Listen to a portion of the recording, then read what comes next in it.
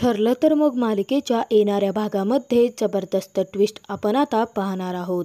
तर मालिकेमध्ये प्रियाच्या तुळशीपत्राच्या खुनेचा जो काही खोटारडेपणाचा डाव रचलेला असतो तो अचूकपणे आता सायलीच्या लक्षात येणार आहे। प्रिया पुरेपूर प्रयत्न करत असते की पूर्णाजी आणि कल्पनाच्या नजरेत आता ती जी खोटी जन्मखून यायला नको, परंतु तिचे हे सर्व काही काळेधंदे आणि केलेले खोटे प्रयत्न मात्र सायली पाहत आहे हे मूर्ख प्रियाच्या तिथे लक्षातच येत नाही।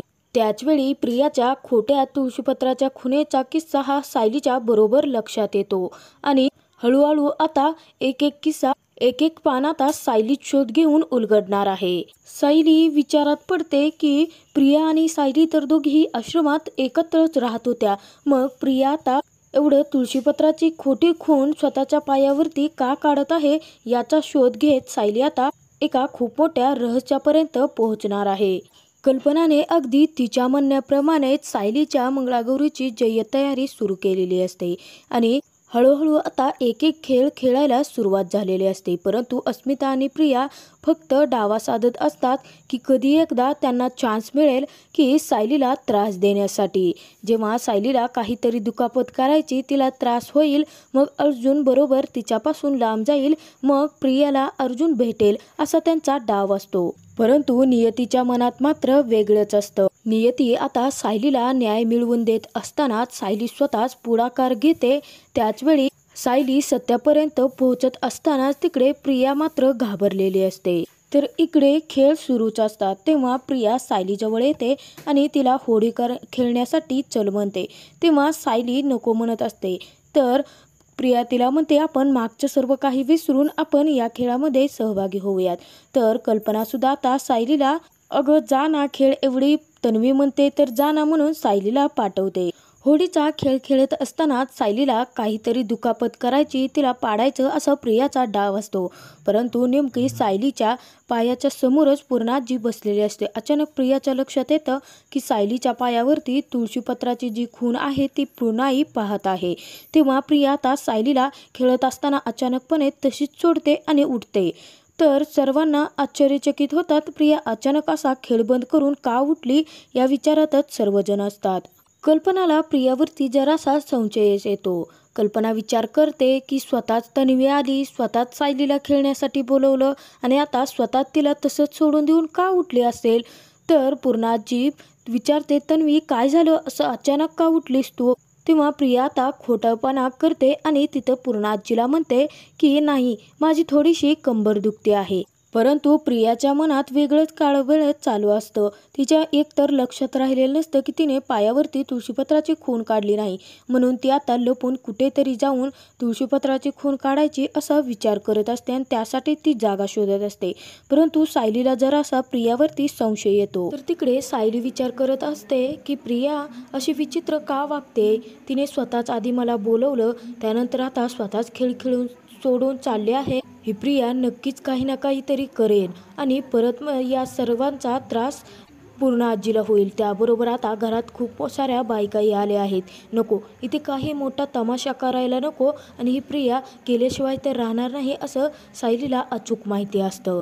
प्रिया सुभेदारांच्या घरी येणं म्हणजे तमाशा होणं हे आता कायमच ठरल्यासारखं झालेलं असतं। त्यामुळे सायली आता प्रियावरती बारीक नजर ठेवून असते, परंतु अर्जुन सुद्धा तिकडून आता गुपचूप सर्व काही खेळ पाहत तर असतो, परंतु अर्जुन सुद्धा आता प्रियावरती नजर ठेवून असतो। प्रियाला पूर्णाजी म्हणते, अगं तन्वी काय झालं, तू अशी अचानक खेळ सोडून कुठे निघालीस। तेव्हा प्रिया तिथे ततपप करते, परत म्हणते की नाही पूर्णाजी, मी थोडंसं काहीतरी खाते किंवा ज्यूस तरी पिऊन येते, मला असं जरासं चक्करल्यासारखं होत आहे। तेव्हा पूर्णाजी म्हणते, अगं तू राहू देत, आपण विमलला सांगूयात। परंतु प्रिया म्हणते नाही, माझं मी जाऊन पिते, उगाच विमलताईंना कशाला त्रास ना। तेव्हा सायली म्हणते, अगं प्रिया हे ना, आपण राहिलेली होडी पूर्ण करूयात।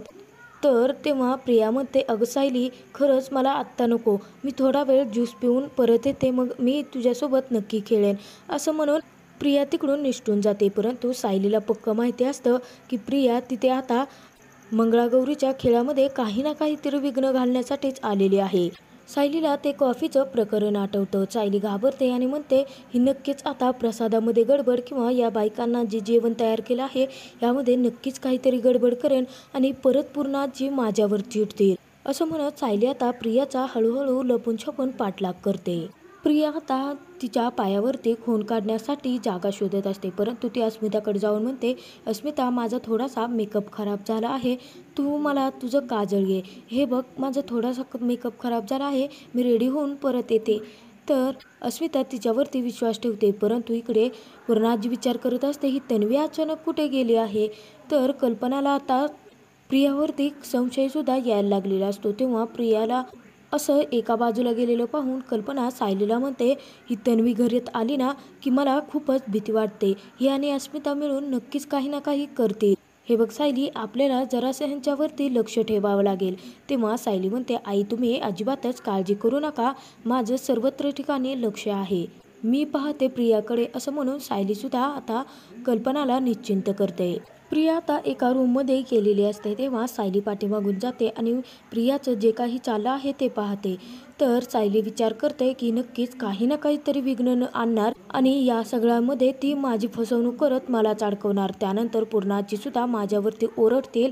हिचा असाच नक्की प्लॅन असेल म्हणून सायली तिच्यावरती नजर ठेवून असते. परंतु समोरचं दृश्य पाहता क्षणी सायलीला मोठा धक्काच बसतो. सायली विचार करते की असं काजळ घेऊन प्रिया पायावरती का काढते, ती नक्की काय करत असेल. असं खेळ अर्ध्यात सोडून ही एवढं करण्यासाठी तर नसेल आलेली, मग ती काय करते असा खूप मोठा प्रश्न सायलीला पडलेला असतो. तर इकडे पूर्ण येता सर्वांना माझी तन्वी कुठे गेली म्हणून विचारत असते. सायली विचारत असताना इतक्यात प्रिया बाहेर येते आणि सायलीला पाहता क्षणी प्रियाचे धाबेदार आणतात. प्रिया घाबरतच म्हणते तू तू काय माझा पाठलाग करतेस का. तेव्हा सायली आता सर्व काही लपवते की सायलीने जे काही पाहिलं आहे ते प्रियाला कळू देत नाही.